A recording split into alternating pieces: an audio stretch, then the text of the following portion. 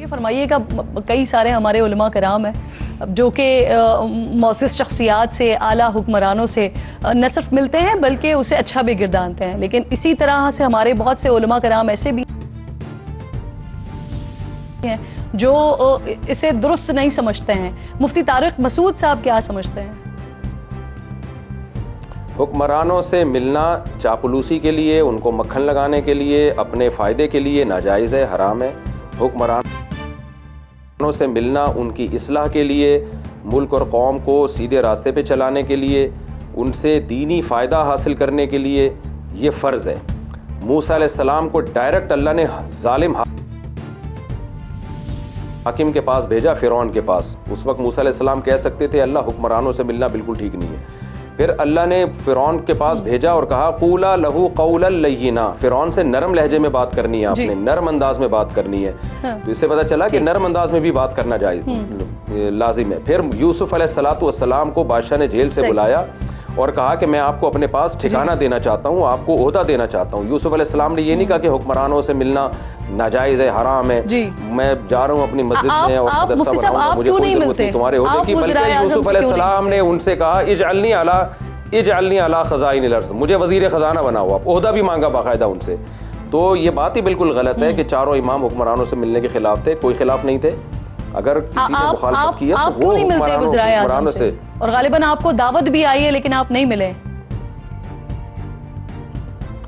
देखें, जहाँ मिलने में मैं समझता हूँ कौम का फ़ायदा होगा तो वहाँ कोई भी बुलाएगा मैं जाऊँगा, और जहाँ मैं समझता हूँ कि कोई फ़ायदा नहीं है तो मैं नहीं जाऊँगा। तो मैं अपने फ़ायदे के लिए, मुझे नहीं याद पड़ता कभी किसी हाकिम से मिला हूँ मैं। जब भी मुलाकात हुई है तो इस नीयत से कि कोई अगर हमारे कंट्री को, हमारी कौम को कोई फ़ायदा हो सकता है तो मैं मिलूँगा इंशाअल्लाह ज़रूर। एक साबिक़ वज़ीर आज़म इस वक्त जेल में है और मुझे याद पड़ता है। अच्छा, बस मैं यही कंफर्म ही करना चाह रही थी आपसे। आप उनके बारे में पहले अच्छी बात करते रहे, अच्छी राय रखी हुई थी आपने। आज क्या राय है आपकी?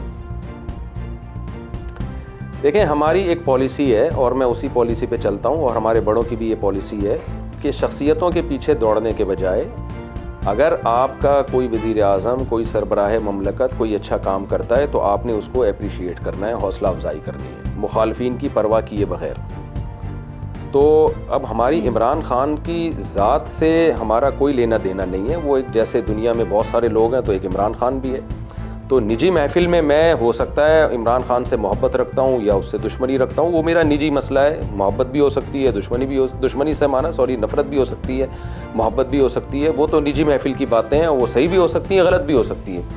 लेकिन ज़ाहिर है जब मैं ऑन द यानी एक पब्लिकली एक बात करूँगा तो मैं एक मज़हबी स्कॉलर के तौर पर एक बात करूँगा, किसी सियासी जमात का फ़र्द या सियासी जमात को सपोर्ट करने के हवाले से बात नहीं करूँगा। तो वो बात यही है कि कोई भी वज़ीर आज़म हो, सरबरा हो, अगर वो अच्छा काम करे तो उसको अप्रिशिएट करना चाहिए। क्योंकि इमरान ख़ान ने यूनाइटेड नेशन में एक बहुत ज़बरदस्त तकरीर की थी और भी कुछ अच्छे काम किए थे। तो हम ये देख रहे थे कि हमारा मज़हबी तबका जिस तरह से उस अच्छे काम पे इमरान ख़ान को अप्रिशिएट करना चाहिए नहीं कर रहा। तो मैंने अपनी मज़हबी ज़िम्मेदारी समझ के मैंने कहा कि भाई ये अच्छा काम किया है, इसको हमें सपोर्ट करना चाहिए। तो इस हद तक मेरी सियासत में मुदाखलत है, इससे ज़्यादा नहीं है। सही। शहबाज शरीफ साहब इस वक्त मौजूदा वज़ीर आज़म हैं पंजाब में, मोहतरमा मरीम नवाज़ साहिबा वज़ीर आला हैं। इनके क्या काम इस वक्त मौजूदा हालात में आपको अच्छे लगे हैं? देखें, जब ये सियासी उखाड़ पिछाड़ हुआ ना तो मैं थोड़ा सा बिल्कुल मीडिया से, सियासी ख़बरों के हवाले से दूर हो गया। तो उस वक्त तो एक बहुत ही एक हाइप क्रिएट हुई थी ना इमरान ख़ान के हवाले से। तो जब एक हाइप क्रिएट होती है तो फिर आपको कुछ बात करनी पड़ती है। इस वक्त यकीनन शहबाज शरीफ ने कुछ अच्छे काम किए होंगे और मरीम नवाज़ ने भी कुछ अच्छे काम किए होंगे। अगर मेरे इल्म में आए तो मैं ज़रूर बताऊंगा, इंशाल्लाह उस पर अप्रिशिएट करूंगा। लेकिन मैं चूँकि सियासत से दूर हूँ, आजकल टेलीविज़न से भी दूर हूँ, सियासी नवाज शरीफ साहब की बता सकेंगे तो अपनी देखें, ऐसे तो सबने बहुत अच्छे भी किए हैं, बहुत बुरे भी किए हैं ठीक है। तो मियां नवाज शरीफ ने ये जो मोटरवे बनाई थी बहुत अच्छी बनाई माशाल्लाह, और हमें तो बड़ा फ़ायदा हुआ। अब क्या था उसके पीछे, लोग उस पर भी कुछ एतराज़ात करते हैं, लेकिन हम तो बड़ा पंजाब में बड़े मज़े से सफ़र करते हैं तो बड़ा अच्छा लगता है हमें मोटरवे पर। एटमी धमाका किया मियां नवाज शरीफ के दौर में, बम फटा था। जी जी। एक ही ढंग का काम किया। बड़ा दिलचस्प प्रोग्राम हुआ मुफ्ती साहब आपके साथ, बड़ा मज़े का प्रोग्राम भी इनफेक्ट हुआ। लेकिन आखिर में ऑन ए लाइटर नोट से पूछना चाहती हूँ कि आपको भी जन्नत में वैसे हूरों की तलब है या माशाल्लाह आपके पास जो 4 हैं वही काफ़ी हैं आपके लिए?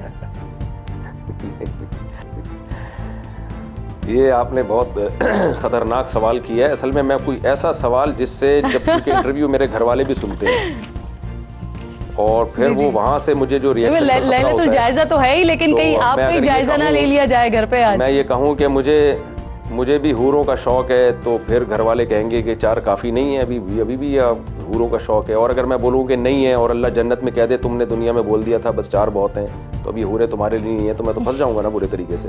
तो इसलिए इस सवाल का जवाब भी मैं स्किप कर देता हूँ। चले, हम समझ गए आपकी इंटेंशन समझ गए। बहुत बहुत शुक्रिया मुफ्ती तारिक मसूद साहब प्रोग्राम में साथ मौजूद थे। आपकी गुफ्तगू भी हुई, मुफ्ती तारिक मसूद साहब के हवाले से भी बात हुई और आज जो अहम तरीन गुफ्तगू हम करना चाह रहे थे रमज़ानुल मुबारक के हवाले से, आज की ख़ास रात के हवाले से। इसी तरह हर तरह की लेटेस्ट अपडेट्स, ब्रेकिंग न्यूज़ के लिए वीडियो को लाइक कर दें, चैनल को लाजमी सब्सक्राइब करें और बेल के आइकन पर क्लिक कर दें ताकि आप रहें हर खबर से बाखबर।